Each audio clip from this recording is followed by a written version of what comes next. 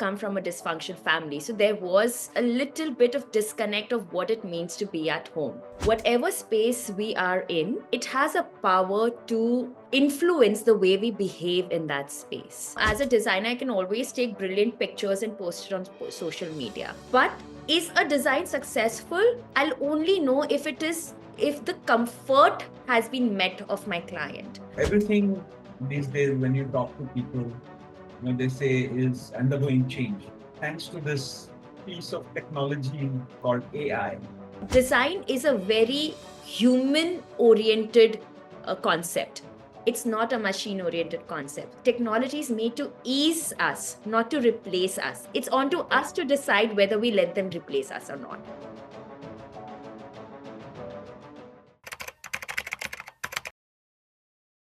Good afternoon, everybody.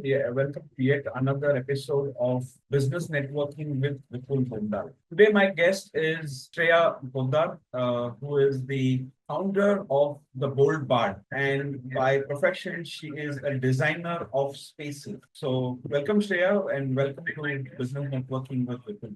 Thank you, Vipul, and thank you for inviting me for this lovely podcast. Okay, so just to give you a brief introduction to Shreya, it's actually not going to be brief. It's going to be a fairly long introduction because that's the kind of work she has done. Don't go by what you see on screen. Shreya is a fairly experienced designer. She has over 16 years of experience and she has designed several projects such as the British Museum, Yamamay. Is that the way? Is that the right way of Yamamay? And the city of Malaga. So she has worked in London and now in Mumbai. And she has a very discerning clientele, she says, which consists of eminent individuals who appreciate the artistry of spatial design. Her esteemed clients trust her to transform their spaces into expressions of their identity and aspiration, reflecting their distinct taste and personality. Freya's commitment to excellence has been recognized with numerous awards on both the zonal and national levels by esteemed organizations such as the Society Interior and the Triple ID. She has a portfolio boasting over 75 complete projects. Her work has graced the pages of esteemed architectural publications, including Design Boom, Architectural Digest, and L Interiors, which solidifies her reputation as a trailblazer in the industry. Her philosophy is rooted in the belief that spaces have the power to transcend utility and become vessels for storytelling. She approaches each project with a reverence for the art of design, embracing collaboration, innovation, and a relentless pursuit of perfection. So, this title of today's discussion is called The Psychology of Design and what that means. Over to you, Shreya. Please tell us what is the meaning of the psychology of design. So basically, Vipul, what really happens is, when we are gracing a space or whatever place we are in, whether it's our home, even in fact in our home, whether it's our living room, whether it's our dining room, whether it's our bedroom, whatever space we are in, it has a power to influence the way we behave in that space. And knowingly or unknowingly, the way the space is designed is what influences our behavior. So there is a very strong psychology that is, it's actually a field by itself where you understand human behavior, you understand colors, you understand forms, textures, temperature, all the five senses, how they react to space. And that holistically is used when we talk about psychology in design and how you can govern a behavior through spaces. And I'm sure this didn't happen immediately or quite naturally, right? I mean, you had to train yourself to reach this place where you have and to bring in this aspect into your work. So tell us about how you got into designing spaces and how you develop this entire capability of understanding psychology and bringing that into your work. So just tell us about your experiences. So, Vipul, I come from quintessential Marwadi household. And as fate would have it, like, I also come from a dysfunction family. So there was, when I was younger, there was a little bit of disconnect of what it means to be at home. I where I was having my friends who would love going home, I was somebody who would love staying out because I realized very young in time that spaces trigger me in a different way. And I remember I was probably just about 10, 11 year old when my parents, in the pursuit of trying to figure out things and life together, we had gone into we took up a place in Mumbai. And my dad, it was an empty house. And my dad obviously wanted to kind of do it up so it feels like home. And that was technically the first time he actually took me with him and my mom to pick up furniture pieces for the house. And as trivial as it may sound as an experience to somebody else, for me it was a day that changed my life because I remember my father asking me, he picked up a set of furniture and he just asked me, Beta, how do you like this? And you wouldn't really expect a 10-year-old to give an opinion, right? But for me, that was potentially the first time my parents seeked my opinion on something. And as a child, I've always been very strong with my opinions. I've been vocal.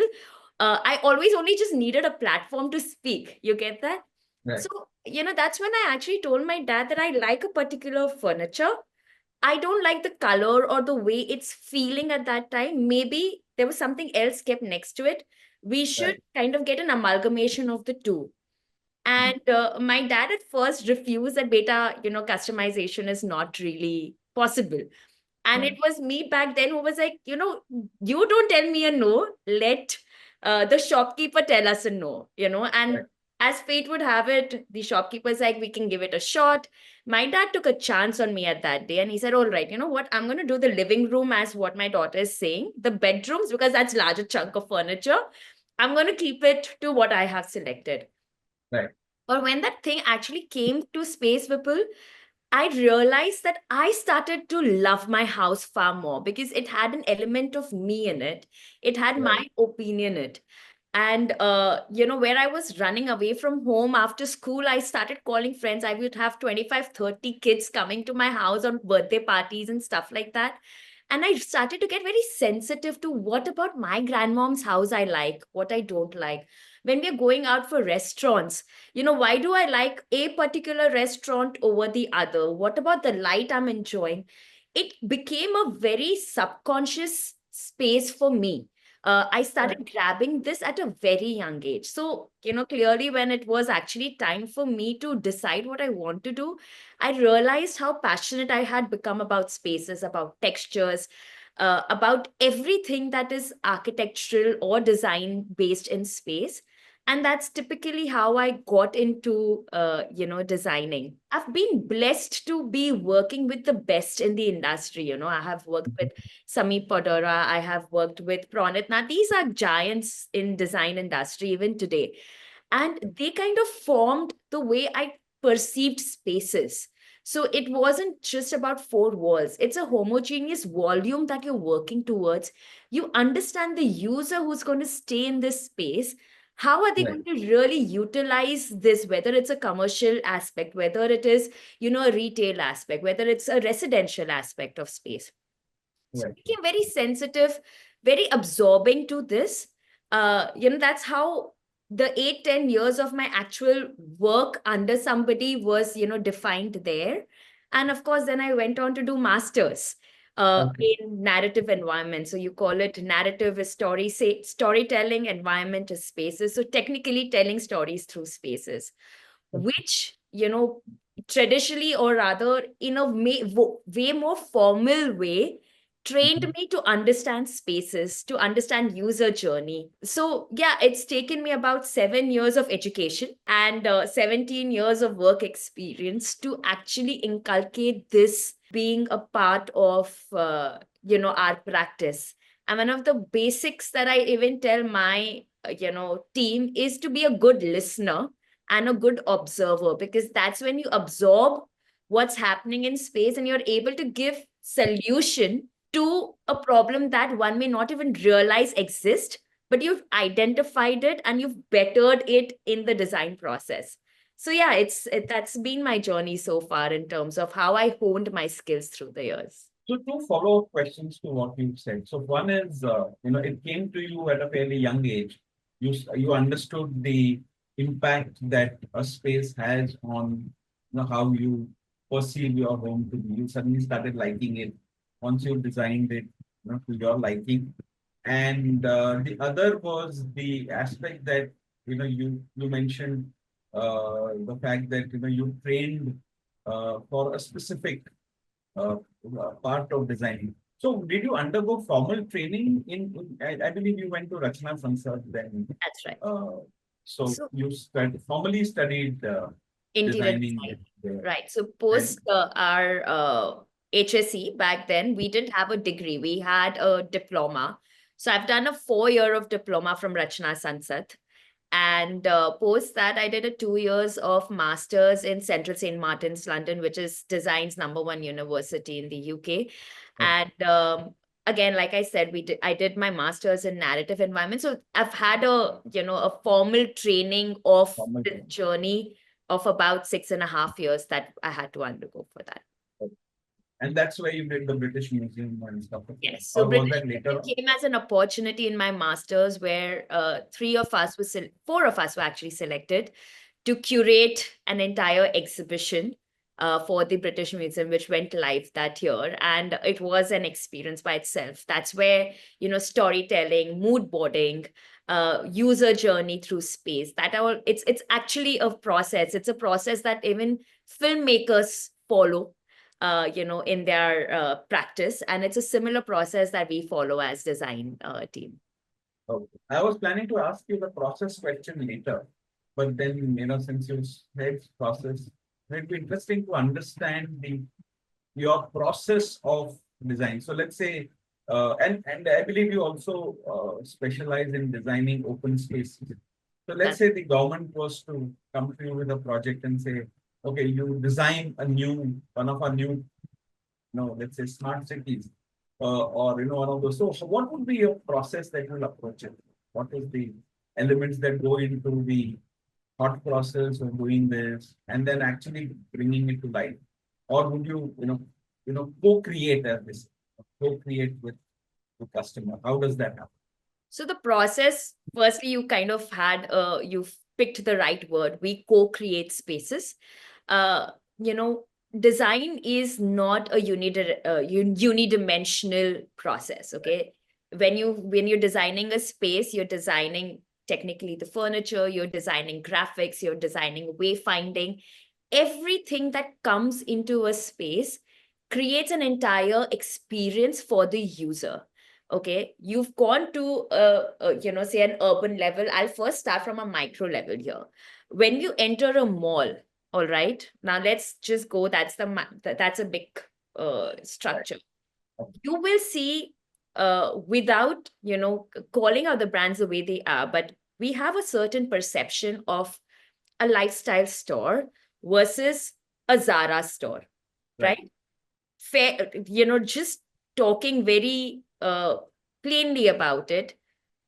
Lifestyle, everybody would enter a lifestyle because you can cater to your pocket at any given point. You could buy a t-shirt for $300 versus you could buy a t-shirt for 5,000 rupees, right? Right. Whereas when you look at Zara, you've not even entered to explore the space, but you go with the perception that this is for the younger generation. It is slightly on the upper branded, upper category brand, if I must, It, right? it, it, it reflects expensive It does right reflect. when you see it. Yeah. Then Absolutely. therefore, If I must talk about it, you go material to material, they are laminates. They're the same halogen lights. It's the same HVAC that they are using. But what about the space that is making that difference with them? All right. So we have five senses that we work with. All right. It's the touch, the smell, the sound, of course, the taste, and the visual, right? All of these 5 elements is what is tapped into when we talk about designing a space. All right. When we talk about, when we are talking about, say, a Zara with versus a Lysol, or any of these two, any two brands where we perceive them to be at different economic level, we talk about how a space is cooler, what's the temperature they are at, what are the colors that we have used, how much warmer they are. If they are cooler, a cooler palette is always considered to be slightly more expensive than the warmer palette. If you kind of see, a Mm. dimmer light is slightly more expensive Right. than a brighter light. Okay, the music, the tone of music, the decibel of music. So all of this is co-created. Now, when we are designing this, we need to understand who are the kind of users going into this space. Now, when I say that, there are certain kind of users that would come, right? One who knows exactly what I want. I'm going to Right. go to an X rack, pick up that product, go to the till, build myself out, and step out of the mall. Then there are window shoppers. Window shoppers are people who are not intending to buy, but the idea is to force them to buy psychologically. How Right. do you maneuver these people around in space? Which collection comes first? Which collection comes later? If there is a heavy discount, do you want them to be attracted to the discounted part, or do you want them to be attracted to the fresher segment? All Right. of this becomes a storyline. So you map the user first. You understand where the gap is. So, for example, if you come with your brand and say, Shreya, I have a beautiful brand. This is what we stand for. We talk about opulence. We talk about our price is not that high, but we don't have footfall.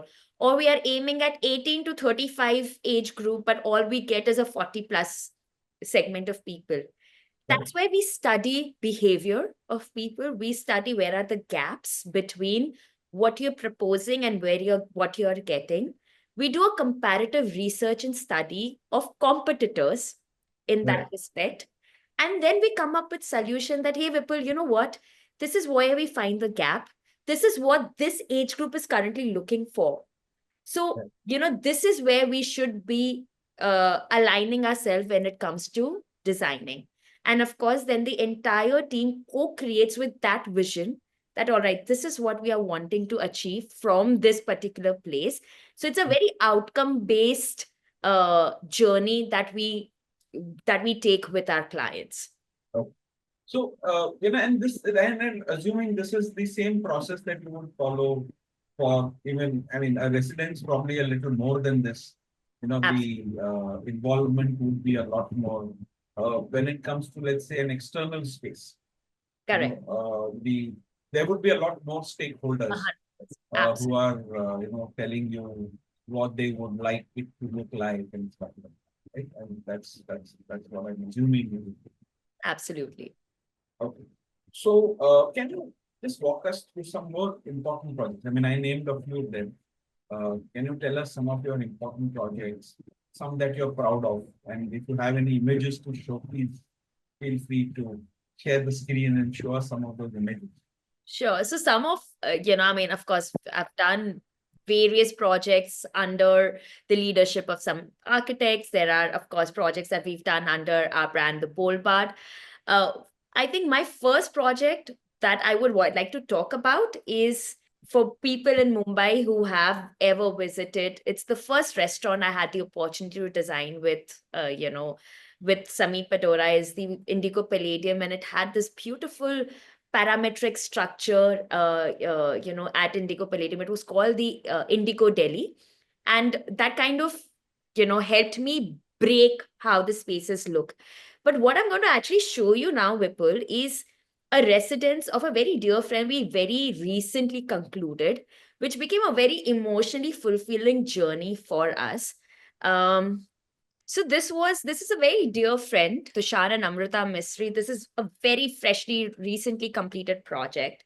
And I would actually add why this became a very important part of, for my journey. So when Tushar and Amrita actually came to to us with their project, they come with a very humble background, all right, and they come from a very rooted sense of belongingness. And what they wanted to create was extremely aspirational, very DIY, very something that they're proud of. So each space, each corner of this house actually talks story about who they are, about what they want to become, what they do.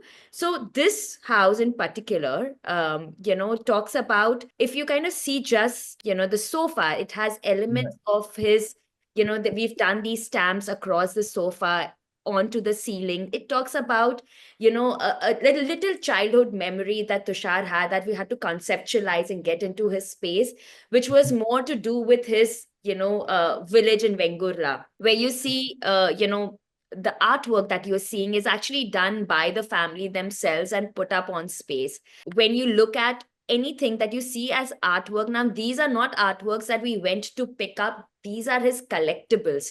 How they become a part of the entire storytelling in terms of space is what made it very interesting for me to build this house for him.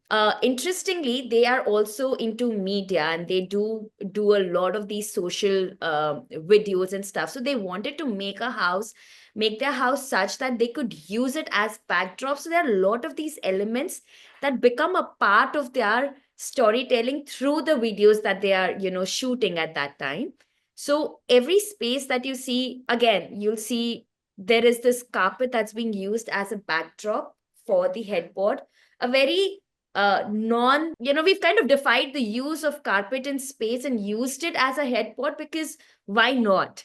Art doesn't stop you from using it for what it is just meant for. Experimenting it to the space is what we kind of always endorse.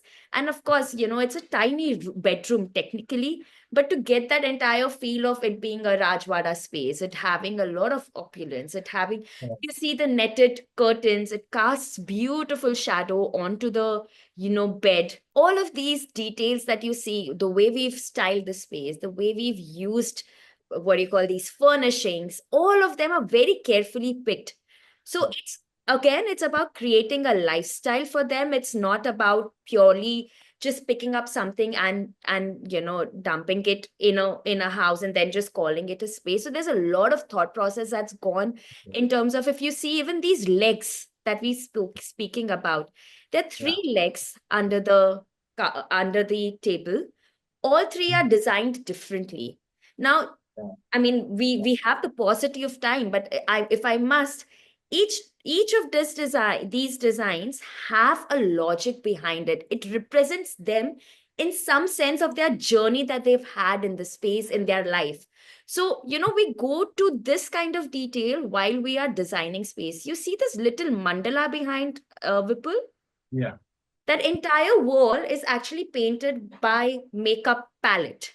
So, it's actually, one may want to kind of paint it with some kind of, paint or acrylic, but we kind of even experiment with texture to stay as authentic as we can to the space, to the function, and create a story out of it. At the end of the day, as designers, we are going to step out of this place, but the ownership, the pride that the user is going to have in the space needs to be maintained for the next 10-15 years. And that's where we kind of develop and brainstorm on such ideas with our clients. There's also, if the time is permitting, I'm going to share you one more design, that one more project that I absolutely love. Yeah. This is a project we had done in, just before COVID.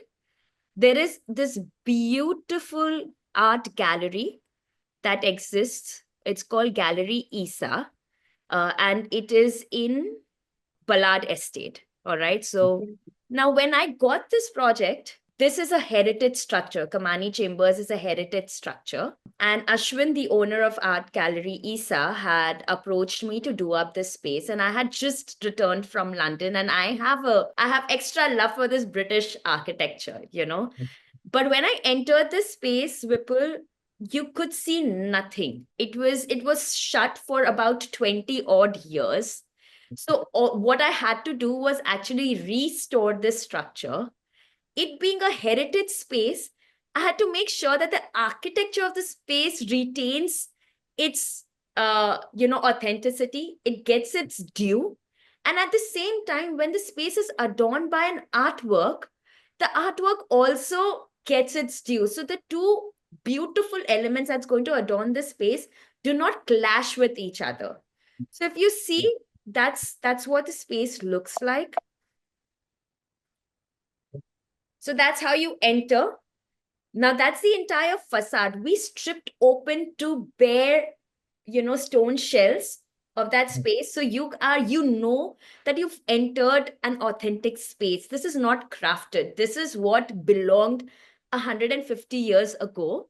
And now it's open to you. You are almost, you've gone back to that era, the British era, as one may call it.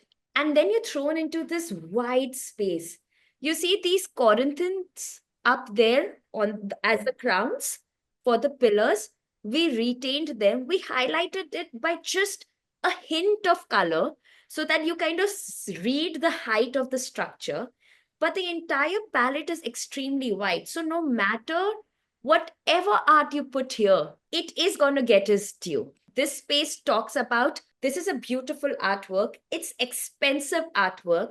You need to maintain a distance from the artwork. So the space, just again, using the correct color, light, all of that, we've maintained that. But there is a section which we call the library. Now we wanted to encourage people to behave in a little different way. That's you enter this library space. We've stripped down, we've gotten, bare shells. There is a lot of wood that happens here. And it's a narrower space. This by default invites you to, pick up the book, read about the artists that we've displayed. So this is where we are also educating the people who are coming to this art fair here to know about who are these artists across the globe, across India, who you should be, looking out for. So this became, so that's how the library then looked. So there is no door that separates these two places, Vipul. All right. It's literally the materiality. But how just the materiality can change your behavior in space was very strongly tested and verified here. And therefore, this becomes a very dear project to me in very recent years, if I must. And ESA then came up with ESA 9, which is adjacent to this, a slightly more contemporary take to the same structure. So yeah, these are a couple of structures I'm extremely proud of. And yeah, anybody who wants to know more about it, I'm happy to share. So, I mean, there's a lot of thought that goes into actually creating these spaces. And Absolutely. each time you'll have to come up with something unique, right?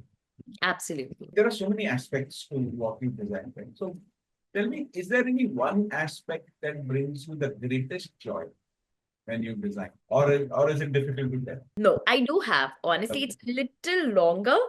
Is the, of course, I think predominantly every designer would say the handover.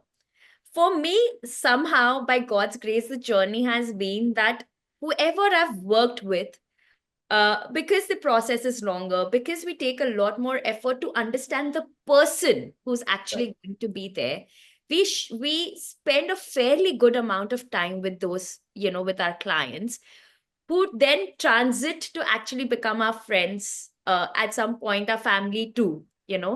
So for me, the satisfaction comes when I connect with them 3, 4, 5 months. In fact, at times even couple of years later, to know how the spaces we've designed has served the purpose what we thought it should be serving them.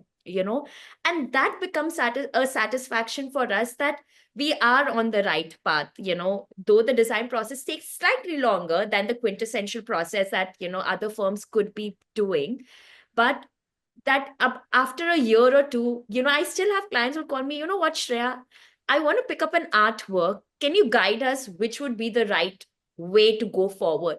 That trust that we build in the process for them to not shift the experience that they are already going through the space. When my clients come and tell me, you know what, I've had such a long day, but going back home and feeling at home, being peaceful, just disconnecting, from the world and rejuvenating for those 8, 9 hours.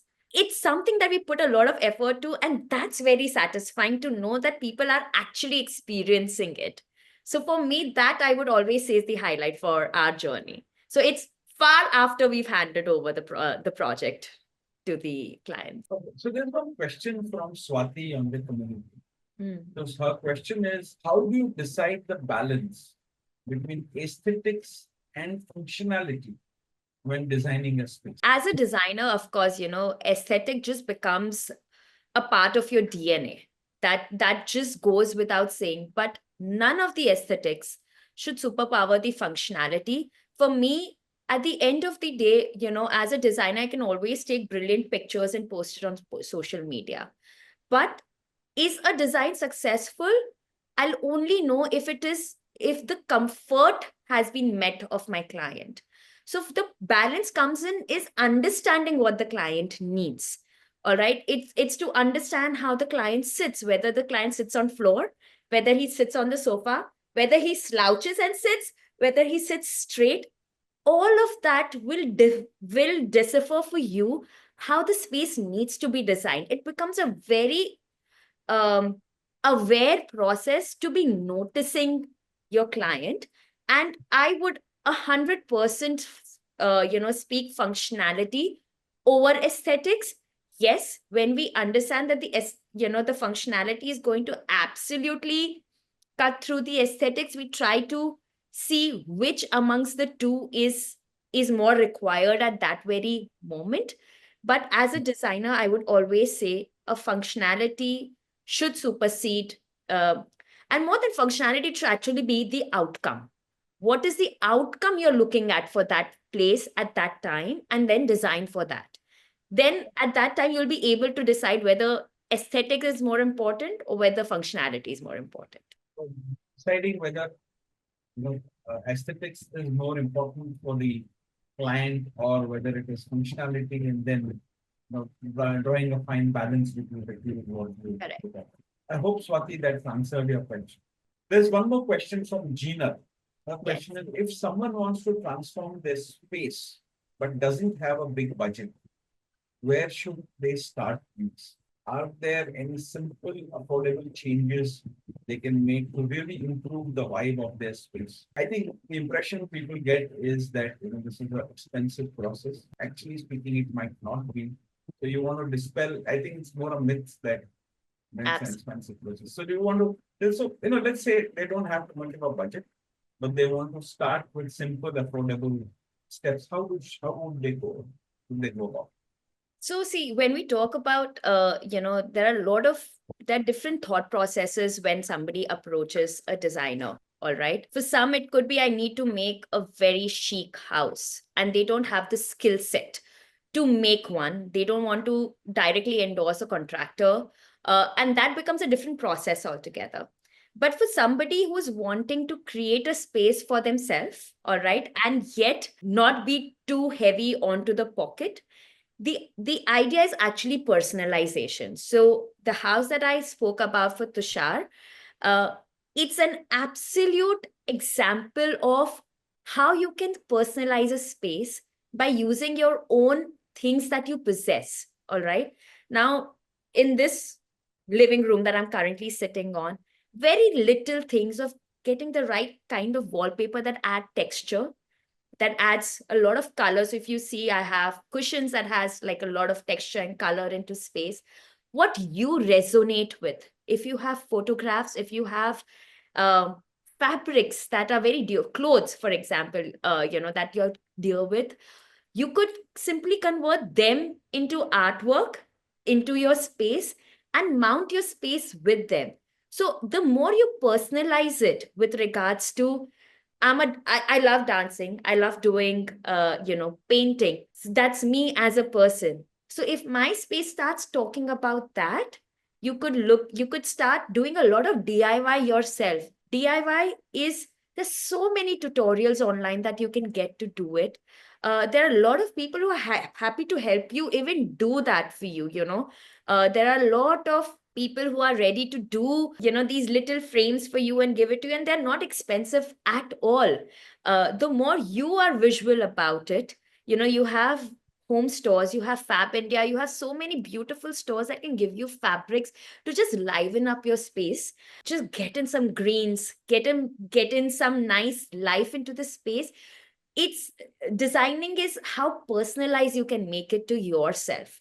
So, go coherent with the design language and then start picking up elements to personalize it. So, if you don't have a massive budget, try doing a lot of DIYs. You could, there are a lot of content that's available, and trust me, they help you make the space far more personalized than actually going onto the Pinterests and all, because they can be a very intimidating, overwhelming source of information. But there are a lot of other content that you can absorb as consumers on social media and make that happen for you. So, don't get carried away. Just make it as personalized as you can. And, you can always reach out to us and we can help you with some tips and tricks, beyond this too. uh, DIY is very important. One area where you can't do any DIY and you have to interact with other people is networking. Yes. And business networking is something that's another facet about you, Shreya. So, and you are a damn good business networker, black belt, if I may say. So, tell us what's that about networking that you enjoy the most? Of course, so Vipul, like I love talking. Like you can obviously sense it through the Absolutely. screen itself.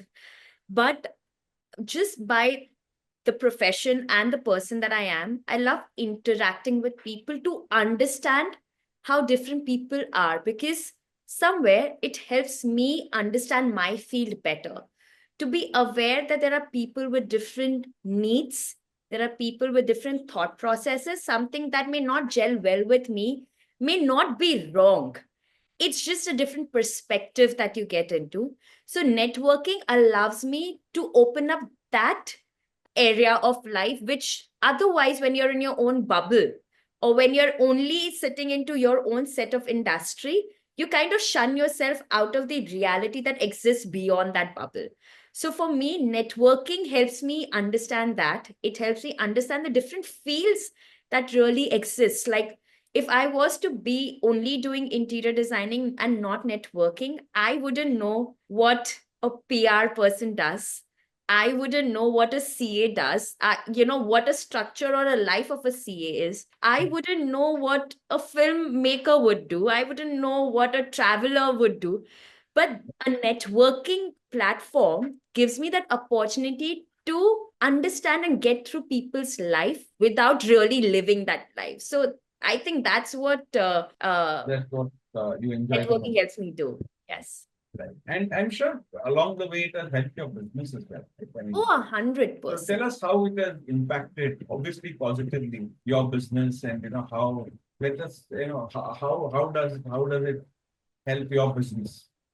So, of course, in networking, apart from understanding and helping me creatively understanding and empathizing with people, it's helped me build an ecosystem, right? Right. Tomorrow, or rather today, if I want to do, say, from where, who's my vendor, what's my source of vendor system? What's the, who's the right person to procure content from, to procure materials from?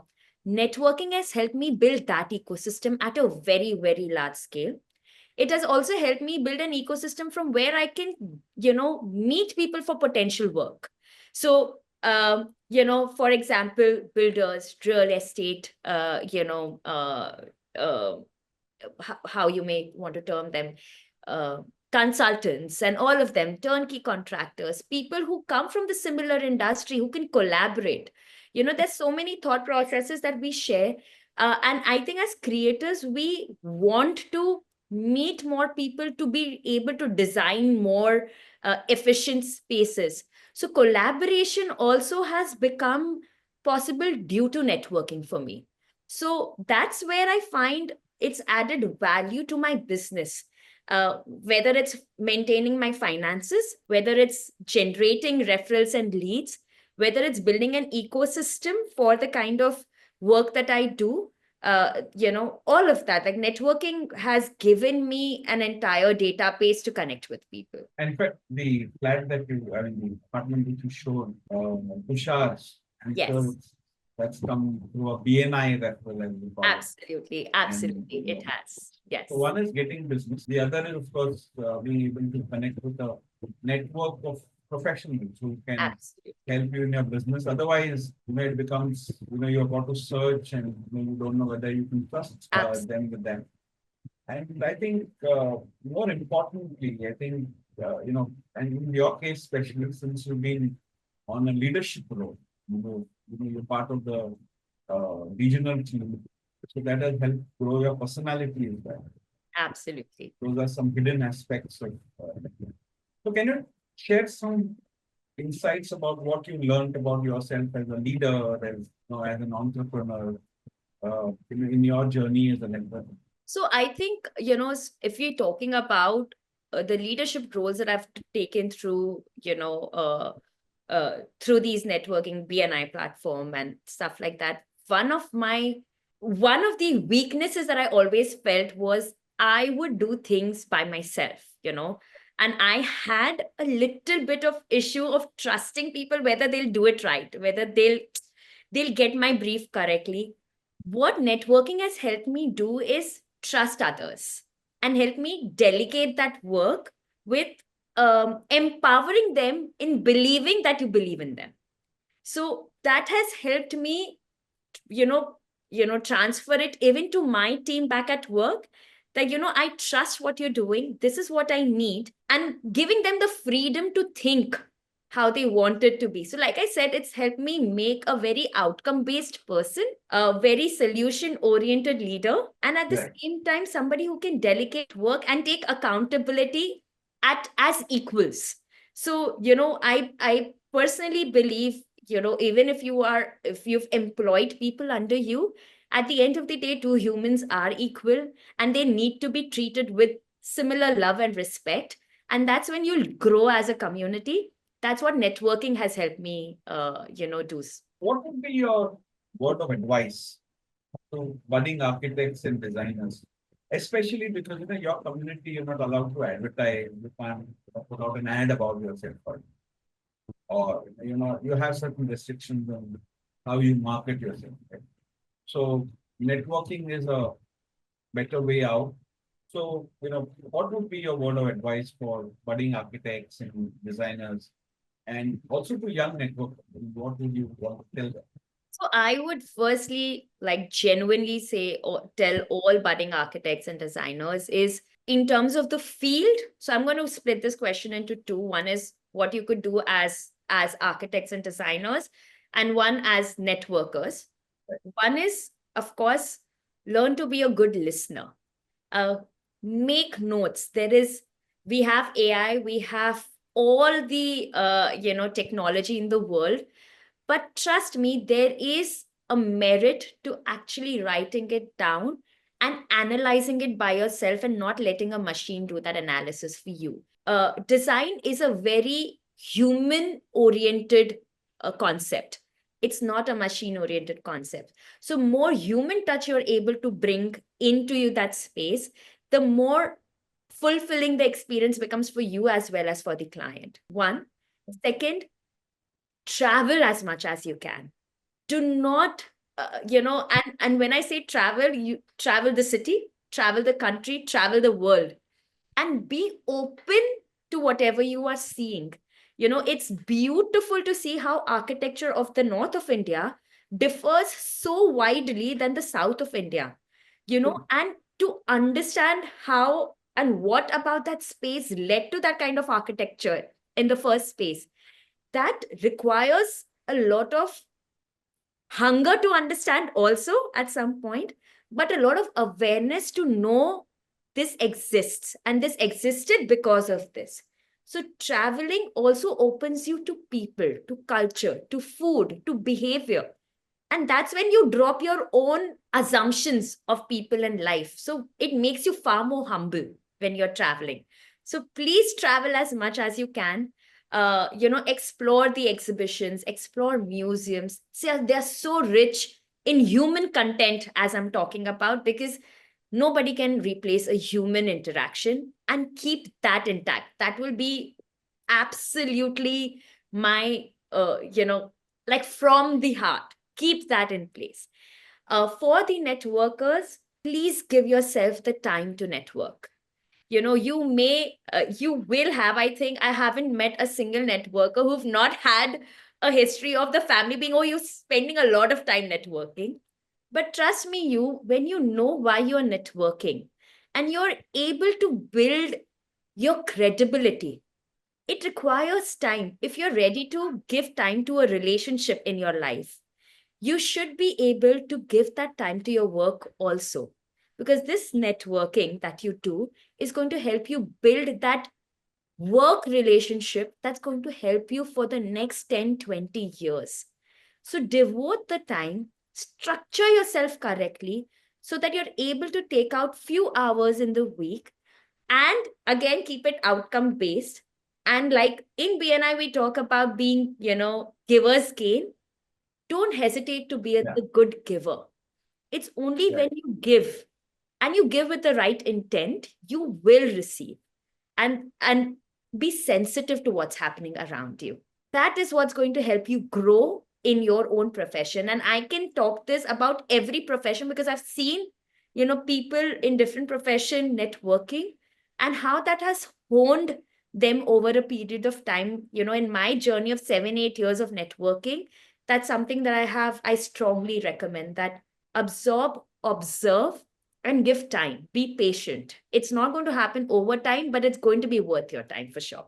So one last question related to your profession is, everything these days when you talk to people, they say is undergoing change. Thanks to this ubiquitous piece of technology, or whatever you may call it, called AI. So how is AI affecting your world? And how do you see that affecting your world going forward? AI is obviously, it's something you can't run away from. You have to make friends with it. All right. The point where you'll need to draw your line is to understand whether AI is governing you or you are governing AI. There is a thin line right there where the younger generation we are seeing, and for whatever it is, AI is command based. You can give a few commands to the computer and they can generate a beautiful imagery for you and give it to you. Is design just that? No. Because if I give the same command, I might still get the same result. 19, 20 upper niche, but it's still, you know, AI would do one size fit all. Whereas what designer brings into your space is far more deeper understanding and to the layers that you hold as personality into your day-to-day living. Again, what AI cannot do is help you build it. That expertise of actually building it to the relevance of the space you are in. Whether I want to build it in Mumbai, whether I want to build it in Jodhpur, whether I want to build it in Dharamshala, whether I want to build it in London, each space has a different demand altogether. AI cannot at this moment crack it. And at the end of the day, computer or technology is made to ease us, not to replace us. It's on to us to decide whether we let them replace us or not. So I would, it's a long conversation, it's a long debate. But for me, I definitely take that stand that I would be somebody who governs the AI, not the other way around for sure. It's for you today. It's a tool and an ally. Correct. Absolutely.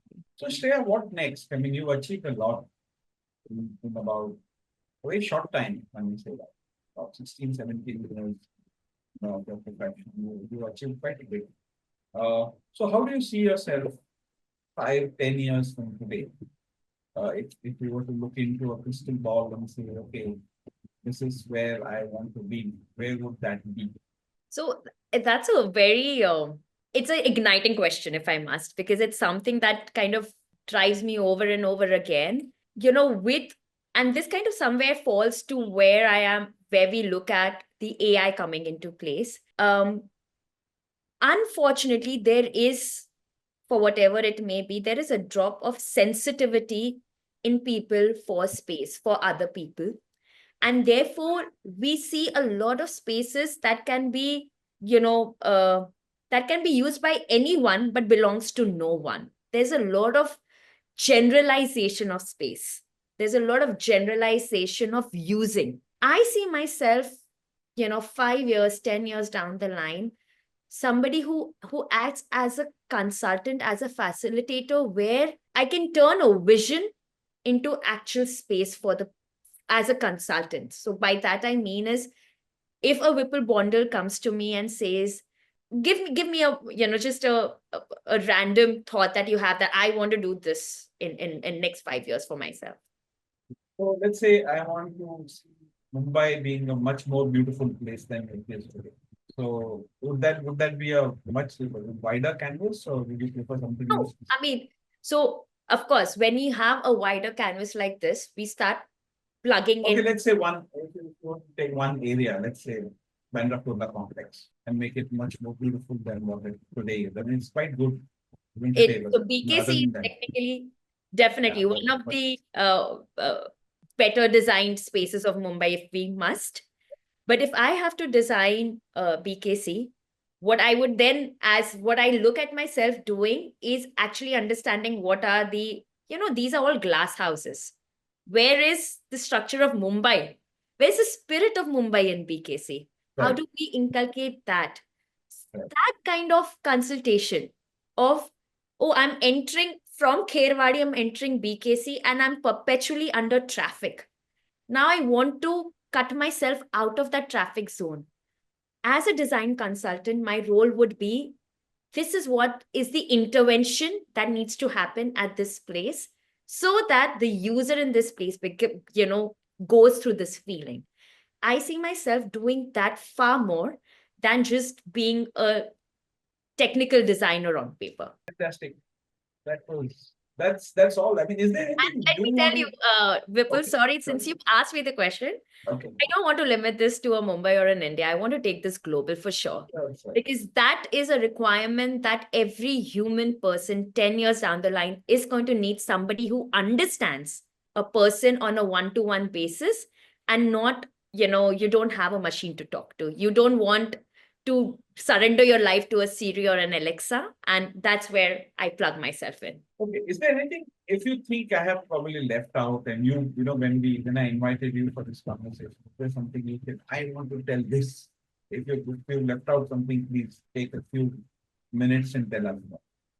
I think We still have 5 more minutes to close to the hour. I think we pretty much covered everything, Vipul. I think we've spoken about psychology of design. Maybe I could, tell the young architects and designers who are watching this, is to be sensitive to the space. When we were talking about psychology of design, and how it hit me really is, it's very funny when we were to be punished in school. Usually, we were kneeled down facing the wall, versus when we want to do something artistic, we are facing the window. Understand there's a psychology behind that. It's when you're facing the wall, you're restricting your thoughts. You're far more focused. So now you're focusing why you were punished, and you reanalyze and correct yourself. That was the psychology behind that punishment.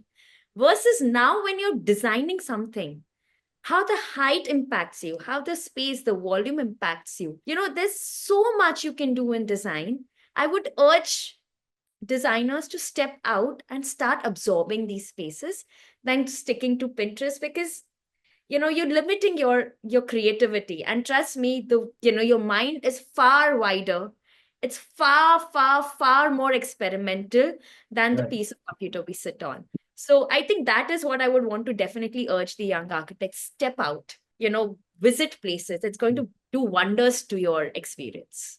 So with that, we come to the close of this conversation. Thank you, Shreya. Thanks for sparing the time Thank and you. opening up so beautifully on your work, on your thought process, how you go about designing your spaces, and everything that you actually shared about networking. Thank you, and wish you all the best for Thank you coming. so much, Vipul, for having me today. And I hope this has helped you and the viewers who've been up there. Thank you. Thank you so much.